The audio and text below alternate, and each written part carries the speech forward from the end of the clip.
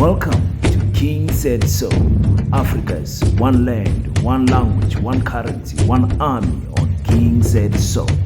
Africans can unite. Your Pan-Africanist podcast. Enjoy.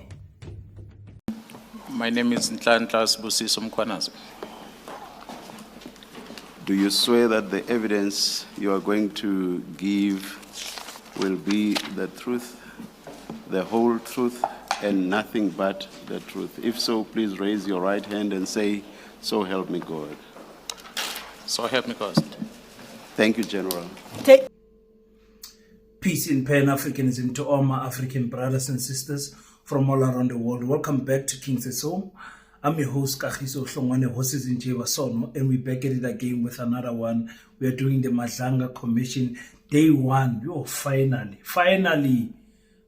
Well, I'm doing it late. It's 15 past 12 o'clock at night.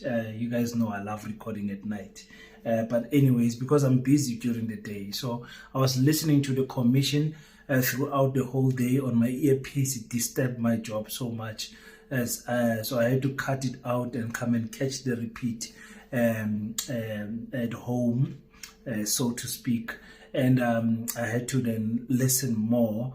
But luckily, I got a chance to listen to other podcasters recapping it and saying their thoughts on how they feel about the day one of Mkhwanazi. Let me start by thanking each and every one of you who has donated in the month of September to the Pan-African School of Economics, Technology and Agriculture. We really appreciate the support that you have given us. I think I told you in the beginning of the month that the material money is covered. It's just the labor money that we are shorting now. So if you can continue sending the 50 Rand, it does make a huge difference. We will really appreciate it at Paseta that you send us a 50 Rand so that we can pay the people that are hopefully going to be starting end of this month, early October, with the building of the gate wall, the guard room, the parking. You guys know phase one. I've been saying it since forever. So if you want to know more about Paseta, go to the Paseta School YouTube channel. You will know more about what we are doing at Paseta on that channel. Thank you so much, and please click the subscribe button, ladies and gentlemen, that side as well. Okay, so Mlanga Commission day one comes. So help me God. Babu Mkhwanazi, General Mkhwanazi, has taken the witness stand to be cross-examined by the, let's call it, experienced law practitioners that are sitting in front of him, that are going to question him, and I think they did a good job. Remember, we still think that the Mlanga Commission is a dog without any teeth. But anyway, for the sake of content creation and reporting, we will pretend as if something will happen at the end. But we know nothing is going to happen. And in this video, I'm going to tell you exactly why I believe nothing is going to happen. Babu Mkhwanazi came prepared. This man here is so relaxed, so composed, so confident. So everything that a boxer must be when entering a ring, this man had it. And I am so happy because that was my worry when I started hearing people coming after him, questioning his press back in July. And I was thinking, is he going to be able to stand up against law practitioners in the face of South Africa, standing just like he did with the press, in the press that he gave to South Africans, sit there and be judged about what he said, be cross-examined, make sure that his team compiles the evidence that they need and everything. I was so worried that is Mkhwanazi going to come? But when he started speaking about his experience in the police force, starting from the training that he had in 1993, I started thinking, how old is he? And I was so impressed with the work that the man has been doing over the years, the different units that he has served in the police up until where he is right now. General Mkhwanazi is an asset to South Africa. He is someone that I can compare to in the police. I can compare to in the law to Dr. John Hlophe, if you know what I'm saying. So he's someone that has seen it all in the police, and I'm so happy that we have brave men in South Africa. Let me say this before I forget it, because it's in my mind. It's not on my notes. General Lieutenant Nhlanhla Mkhwanazi must not join politics. He is fine where he is right now. Politics will neutralize and dilute the person that he is. He is in the right place. And let me dare to say, politicians must not interfere with police work when there is policemen and women of integrity wearing the blue. And that's the same goes into the army. You cannot have the Minister of Defense Force being Angie Motshekga. No disrespect to her, but that's something she knows nothing about. Anyway, let me not divert to what I wanted to say today. Let's listen to why Mkhwanazi told that press briefing back in July. When I made this address before the South Africans, it was because I wanted to inform the public about the level of challenges that we're experiencing as a South African police service in relation to the work we do as the police, which involve criminality and the political interference on the work that we do as the police, which will also include corruption within the value chain of the justice system, which we are part of as law enforcement. That's why the presentation that is attached here will be used as a reference, which is marked. I'm not going to refer to all of them, but by and large, commissioners, that was to brief the nation to understand what challenges are we facing as a South African police service. Okay, so we will get into the reasons why he eventually made the press briefing, but the main reason he was there, it was to brief the nation of the level of challenges experienced in the police, by the police, relating to criminality and political interference in the work that they are doing. This man did a great job that day on July when he came and dropped that bombshell. And everybody knows that people were asking, why now? Why does he come out now? The political task killing unit only in KwaZulu-Natal was closed in December, January. Why now? Why did he go and complain in March? Why did he only come out to the public? People, they always come there. It's like when a rape victim comes out after 10 years and people ask rubbish like, why now? Why must the timing always suit you? So let me go back. In the formation of this political task team, political task killing units in every province in 2018, the ANC did not foresee that this will come back and bite their stinky, dirty asses. They did not foresee that. It's the same thing that they did with the Mzondo Commission. You remember Jacob Zuma told them, Nizokhala, abanye benu bazokhala. That's what Jacob Zuma said. And now we are saying the same thing to the ANC. Abanye benu bazokhala. In fact, abanye benu bazoboshwa. Letlo tshwaro. A letlo tronkong, letlo bola ko tronkong. Senzo mqunu yena ibile ka survive, ibile ana chance o. A o yena di tlo metha strong. Ana chance a ke bone re senzo mqunu aka phunyuga bya mo tabeng. A ke bone. Ho hang. Yes.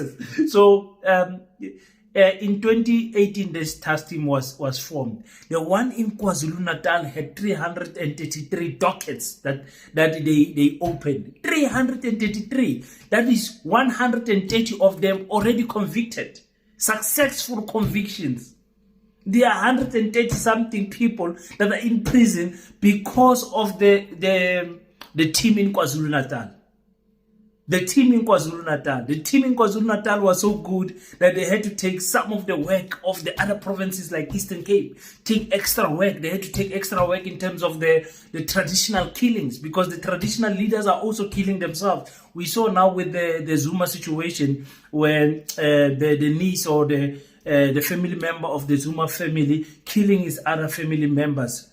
And making for extortion and land and all of those things in the traditional world. I know I experienced it firsthand with one of the chiefs that I was very close to in Mpumalanga. If you know, those who know, those who come from Mpumalanga know who I'm talking about, Chief Masango. And I was so close to that man. They rang him. They showered him with bullets. He survived. And at the end of the day, they poisoned him. And he reached his untimely death early. But anyway, that's not the topic today. But that's the political task killing team of KwaZulu-Natal was so good in executing their work that the rate of conviction was so high that they gave them extra work. So we are in a situation where only the political task killing team of KwaZulu-Natal was closed, and Mkhwanazi was not happy about that. So he went around to go and ask, why is it that we are being punished? Listen to this. I personally reached out to the chairperson of the portfolio committee as an oversight body to the police work, because I realize it looks like every door I'm knocking, nothing is happening. National Commissioner, please speak to the minister. It's not happening. National Commissioner, check with the president. I'm not getting a feedback. And the next body that I must engage is an oversight body, which is Parliament. I then contacted the chairperson of the portfolio committee, Honorable Cameron, myself. I requested him to invite me to the portfolio committee. Ordinarily, I was not supposed to be part of the portfolio committee. But through my request, he invited me to be part of that portfolio committee. It is that portfolio committee where I was able to then express my feelings about this decision in the presence of both the National Commissioner and the Minister. But even that effort failed. Nothing happened as a result. So those are all the efforts that I did. Yeah. So, and this is why I personally said, and I repeated it a lot of times, and I stood with David Iskosana, the husband of Advocate Mamu Mkhwanazi, that the ad hoc committee, it's like the political process, the process of Parliament. I don't trust it, because parliamentarians just want to score political points. Yes, they will do their work partially, but mostly it will be to fight amongst each other and try to look good among so that they can get votes. They're campaigning to the time to decampaign the ANC has come, so that the ANC can further drop in 2026 and they can get some of the votes to their side. So he went to Ian Cameron. He reported to him, and Ian awarded him the opportunity to go to Parliament. He disclosed what he wanted to say in Parliament. We remember that he did it in front of the Minister of Police, which is Mkhunu, and his boss Masimula, Commissioner Masimula, the National Commissioner. They did nothing. This was in March. They did absolutely nothing. So why pretend as if Parliament can solve this problem? Why pretend? And my question is to you guys: now that you have heard this man speak in the Mlanga Commission, he's gonna be speaking for some few days. He's probably going to come back again. They're gonna finish, talk to other, cross-examine other people, go off camera, then come back on camera, and all of those things. And after he has spoken here, what is the difference? What difference is it going to make for him to go and speak at the ad hoc committee? maybe it's slow, man. Maybe, because I think with the politician, the questioning will be more entertaining. The questioning will be more fun. You know, the MK trying to score points, the EFF trying to be hard, the ANC trying to defend, the DA not knowing where they are, the Freedom Front Plus trying to defend. You know, in the ad hoc committee, it will be that. According to me, you guys can tell me if I'm right or wrong, but according to me, that's what will be happening in the ad hoc committee. It will just be politicking and scoring of points. So for me, if the man has tried to speak to his boys, to his boss, knock in this door, knock on that door, nobody is listening to him, he was justified to then go to the press and speak to the nation, and that is why we find ourselves where we are today. Thank God for this Nhlanhla Mkhwanazi. What a gentleman. Okay, listen to this, guys. Listen to this. This is very important. There is a new cloth quality of leadership that is coming out in Africa. Are you guys aware? And this new wave of leaders don't scream, are not aggressive, don't use vulgar words, are principled, family men, quality. Look at Dumaboko of Kaniking country arena, Botswana. Look at the things that he's doing there. Look at his character. He's like this guy. Look at the golden boy of Africa,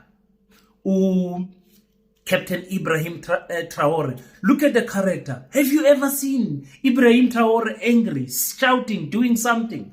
The man is always cool, calm and collected, like this man. So this is the type of quality that is coming out of Africa now. It excites me like nobody's business. Not our kings who are making noise, who are... No. Clear.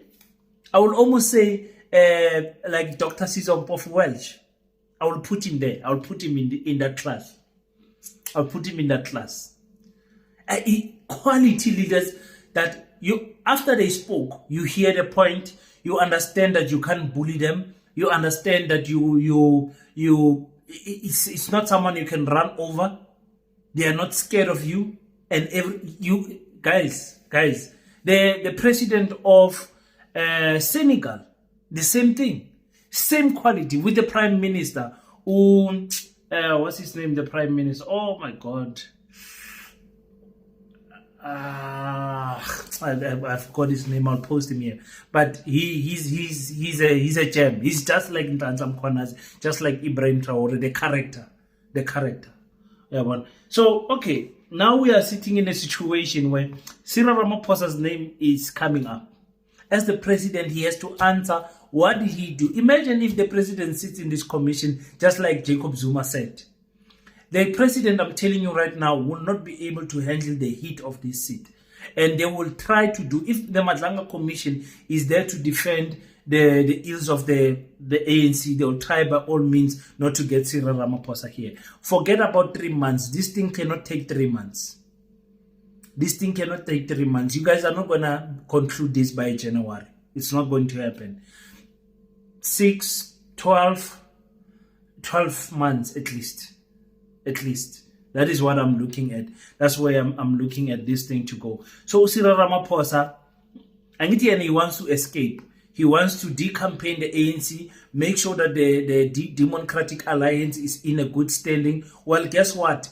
Pala is coming back. Guess what? He has to sit here. Just like the way he did to Jacob Zuma. If Vili Malnga and I see Cyril Ramaphosa in prison, you guys know I don't celebrate African people falling. But there will be a type of a smile on my face. Not a full smile, because I don't fully celebrate when the colonizers have got one of us and turn them against us, and that one of us then tries to finish the liberation movement of the ANC. I'm not happy that his family walked that line, but somewhere in my face you will notice there will be a smile if Cyril Ramaphosa gets what he deserves. And by getting what he deserves, I mean sits in court and explain what happened in Palapala. Sit in court and they unseal the bank statement of the CR7 campaign. I will be so happy just for him to get those days in court. Whether he comes out there not guilty or goes to prison doesn't matter. But for me, I'll be very happy. He has to answer. Bheki must come back and answer. I'm not sure if Bheki has responded to the commission because they wrote to him. He must come back and answer. Let's listen again to the general speaking about this association of the minister. To some degree, the associates, as I refer to here on this paragraph, are associates of the minister. And the very same associate does show communication that seems to suggest that the minister is fully involved in the decision that this syndicate is taking. Do you accept the responsibility on your part to substantiate fully, not necessarily today, but in the fullness of time, the conclusions you have drawn in that paragraph? Yes, Commissioners, evidence is there on the record, although some of it will perhaps require to be covered in camera, but the evidence is there that will support my conclusion on this. The individuals, the colleagues, as I said earlier, my July briefing was a collective effort. Men and women who are part of the investigation in Gauteng, who knows and they've gathered evidence to support the allegations that we ended up making. And they are going to come before this commission and they're going to present that evidence. We will be able, under oath, to confirm that indeed that is evidence that we've collected, and we have no reason not to believe that it is the real evidence that proves the linkages between the syndicates and the minister himself. Guys, don't lie to yourself. There's no miracle that can save Senzo Mkhwanazi. No, never. They've got WhatsApp conversations, calls, records, and Senzo Mkhwanazi is gone. Senzo Mkhwanazi is gone. There's no for him to be this confidence that this man has in naming Senzo Mkhwanazi and saying, "Listen, don't worry about evidence. We'll take out the evidence when needed. We are coming. Our team and listen. Some of the evidence has to be on camera. Don't worry about it. Don't worry. We knew he was serious once he started coming into the commission with his own water bottle."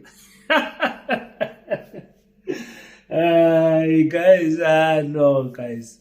He came in there with his own water bottle. That says a lot. The man is very careful.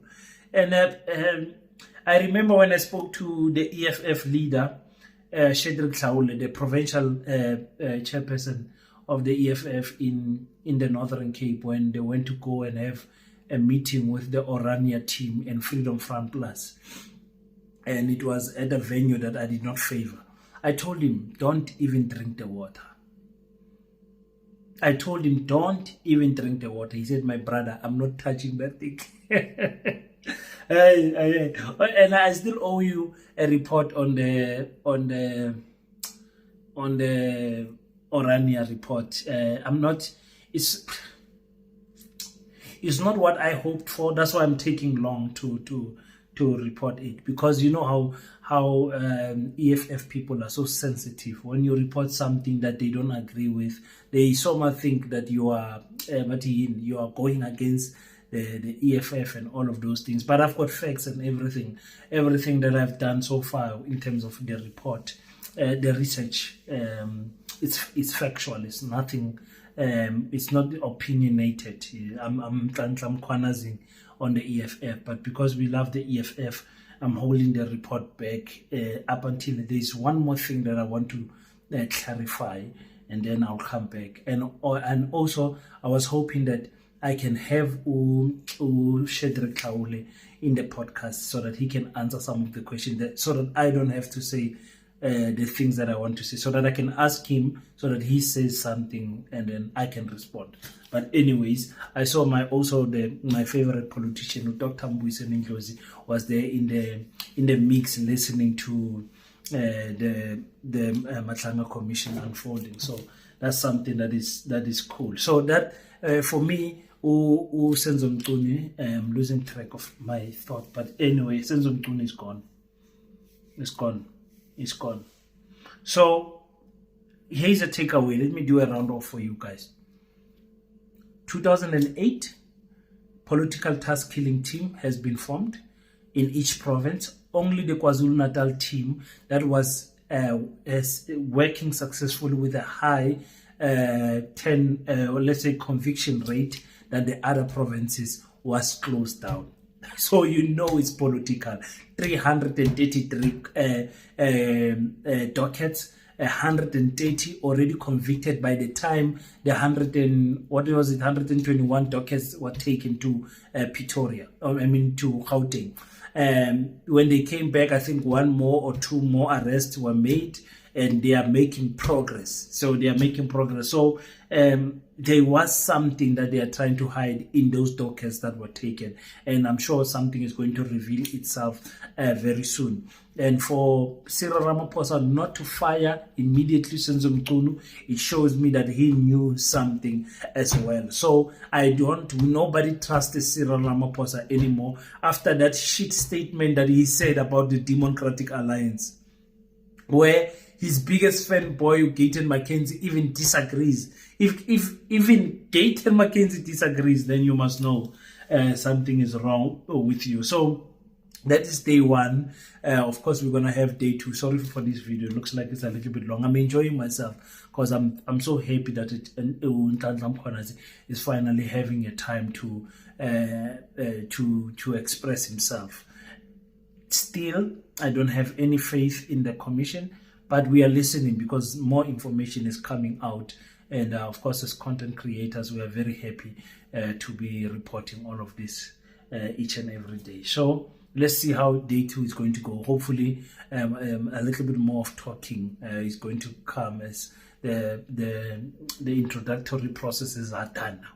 So the formalities have been moved out. Now we're getting into the juicy stuff, and I'm hoping that we're going to get that today. Thank you so much, guys, for tuning in on King Said So. Please click the subscribe button. We need to grow this channel. Why are you watching King Said So and you are not subscribed? Are you okay? Subscribe to King Said So. Subscribe to Paseta YouTube channel, please. Because we need to grow this channel and grow the voice of Pan-Africanism is very important. Until we meet again, please don't forget to pray. But after you pray, stand up, African child. Do your best so that God can do the rest. Peace in Pan-Africanism. I salute you.